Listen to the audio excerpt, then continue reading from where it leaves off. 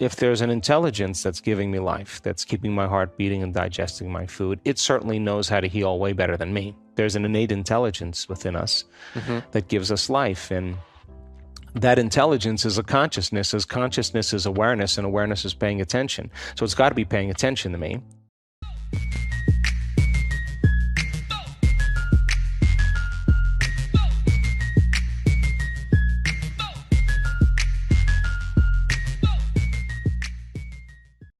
And so the story goes like this. I was studying medicine, pre-med, in college. And I was walking past the billboard, and I saw a sign that said, "Learn while you sleep." And I don't know why that caught my attention, because I was taking 21 credits that semester, and it was a full load, and I was taking organic chemistry and a lot of the sciences. And I thought, wow, what a great idea. Yes. To learn while I'm sleeping. So it led me to this whole thing about the conscious mind and the subconscious mind and hypnosis, and I was intrigued by it, and I started reading everything I could about the power of the subconscious mind and hypnosis. And I went on to my further studies, and I got very interested in yoga and martial arts. By the time I graduated with my graduate degree, I studied so much martial arts. I had a black belt, and then I had a school. When I moved to San Diego, I taught yoga 3 or 4 days a week, and I never really planned on going in that direction, because it was just something new that caught my attention. But my interest was really about what is possible for human beings. And back then, in the 80s, it was just the only place you could find it was really studying yoga or martial arts or even hypnosis. And I was intrigued by stage hypnotists as well. So I studied hypnosis quite a bit. And then I was living in San Diego. I was training very, very hard for a triathlon, and on the biking portion of the race in this triathlon, I was making a turn, and there was a police officer on the corner, and he was waving me on, like pointing at me and waving me on, and there were 2 cyclists on the corner that were making the turn, and I was passing those cyclists, and when he was waving me on, he had his back to the oncoming traffic. So when I made the turn, this 4-wheel drive vehicle was on the course, and it just hit me from behind and catapulted me out of my bike, and I landed on my back in a full somersault. And when you land that hard, the compression of those forces collapses the vertebrae. So I wound up breaking the 8th thoracic, 9th thoracic, 10th thoracic, 11th thoracic, 12th thoracic, and first lumbar vertebrae. Wow. And when you break, when you compress the volume of matter like that, the bone fragments have to go somewhere, so they go back against the spinal cord.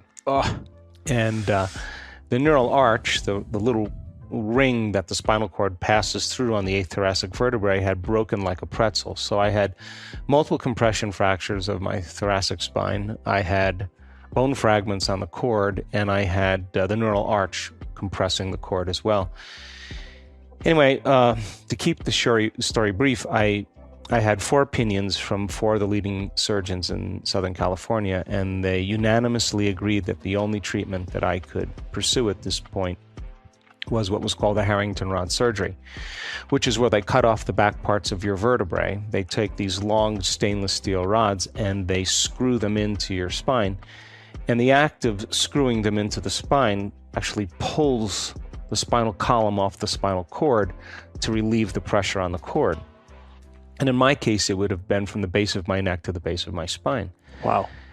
So I was struggling at that point, because surgery, that type of intervention, would have left me either addicted to some type of strong opiates, or I would have been in a wheelchair for the rest of my life, or limited in many ways, trying futilely to get away from the pain.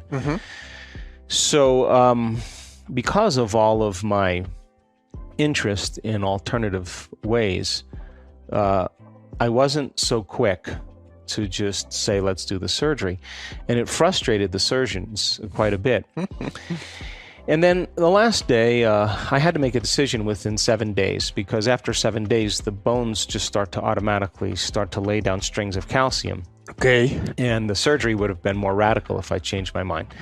So I decided against the surgery.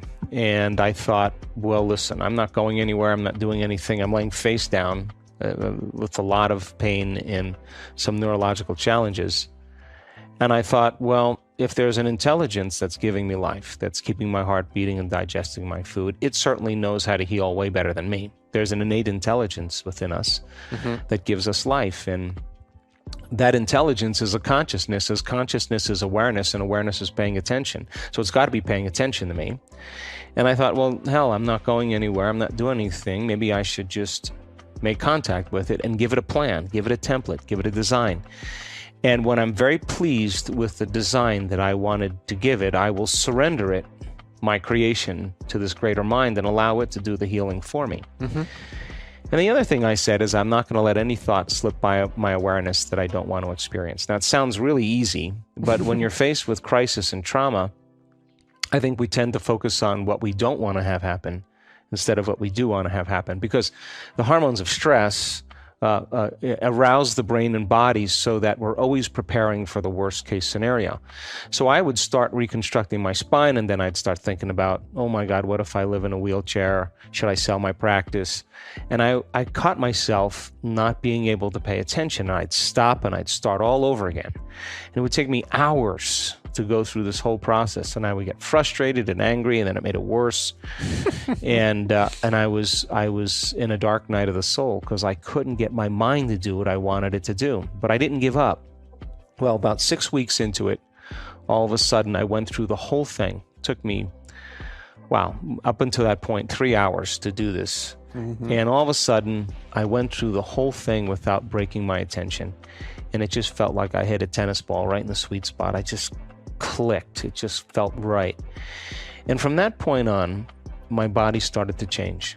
My pain level started to drop. I started to feel my feet again. And boy, the moment I noticed what I was doing inside of me was producing some result outside of me, now I was ambitious and I was enthusiastic, and I just looked forward to doing it. And I was back on my feet in 10 and a half weeks, and back living my life in about 12 weeks, back in my practice, training again. Now, the doctors told me that I would have to wear a body cast for 6 months to a year if I was ever able to walk again, because without the rods, the instability of the spine may have caused instant full paralysis. So I put the cast on for about 30 minutes, and I just said, there's no way I'm going to live with this thing. And I stepped back into my life. Now, right at that moment, I realized that I couldn't be the same person again. I mean, after you're initiated like that, I couldn't relate with the people in my life. What was I going to complain about? I mean, I had a new chance at life, and I was so excited.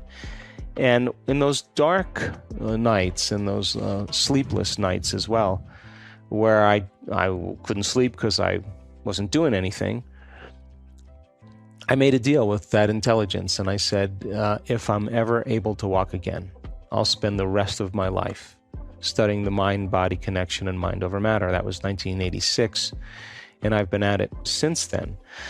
So I got back into my life and decided that it was time for me to move, and I couldn't relate anymore. And so I asked bigger questions like, who am I? Why am I here? What's my purpose in life? What happens when we die? What is the soul? And how did I heal? How did that happen? And I couldn't find any of the answers in any conventional journals or any textbooks. So it was antiquated. It was out of step for me. And so I sold everything, and I wanted to raise my kids in the country. I moved to the Pacific Northwest and had nice, beautiful gardens and horses, and I wanted them to live in nature. And I started asking those questions. And I couldn't find the answers in any other place but the new sciences, quantum physics, neuroscience. I mean, this concept called neuroplasticity, epigenetics, psychoneuroimmunology, all of those sciences really point the finger at possibility. Mm-hmm. And I started to construct this model that if mind and body are somehow related, or if mind has an effect on the nature of reality, you have to study mind in order to understand it. And how is it that we can begin to create changes in our outer world? Well, quantum physics is one of the new sciences that says that reality isn't really the way we perceive it, that we're perceiving momentary experiences in matter as particles, but there's an infinite field of information that's giving life to everything material. Mm-hmm. And when I was going within and reconstructing my spine, I was observing a possibility, an outcome. And when I started to emotionally embrace that state, my body, as the unconscious mind, began to believe it was living in that future reality in the present moment. Now, the latest sciences in genetics say that genes don't create disease. It's the environment that signals the gene that creates disease. Well, I started thinking, well, the end product of an experience in any environmental moment is an emotion. So when you start to embrace the emotion ahead of the experience, you begin to signal the gene ahead of the environment. And genes make proteins, and proteins are responsible for the structure and the function of your physical body. And I started to realize that I was beginning to repattern the structure of my body, and I never have pain in my back. I'm not wired for it, and I don't have any limitations. And so I realized that in some way what we call miraculous really is something that we just haven't understood yet.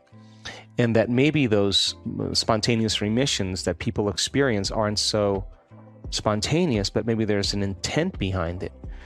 So now I sold my practice, I sold my homes, I went to the Northwest, and I had a lot of time on my hands, and I started thinking about all these things. And so I decided that it was time for me to study spontaneous remissions. So I traveled to 17 different countries. I interviewed hundreds of people that were treating conventionally or unconventionally, and they were staying the same or getting worse, and all of a sudden they got better. So I wanted to know what the cause was that was producing that effect. Mm-hmm. And so it wasn't their diet. It wasn't that they were celibate. It wasn't that they were a Christian or Jewish or Buddhist. It wasn't that they didn't drink alcohol. I mean, some of them smoked. There was no correlation. No clear pattern. Clear pattern that I could begin to correlate. And, when something happens once, that's an incident. When you start seeing two events that happen in a very short amount of time, that's called a coincidence. But when you start seeing 3 and 4 and 5 and 6, now you're looking at a trend. And anything that's repeatable is science.